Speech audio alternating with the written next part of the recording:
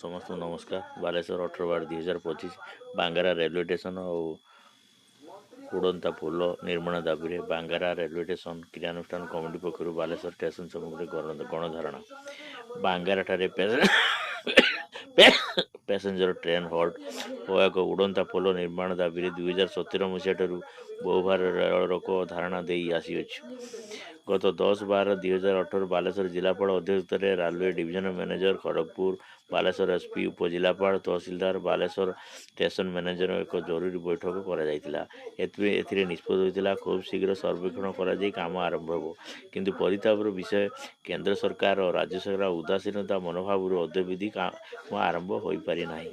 या फल ट्रेन प्रति निर्भर करुवा निकटस्थ ग्रामर आदिवासी यथा बांगरा कुरकुरा पाखरसाऊ बारिंगिया पाचुड़िया जुदिष्टिरपुर सासंग खाननगर पदमपुर वर्धनपुर रणसाई जयदेव कस्पा सारगाँ बड़किया आदि बहुत ग्रामर 25,000 ऊर्ध्व आदिवासी नाई नथिबा हैरान होउछंती।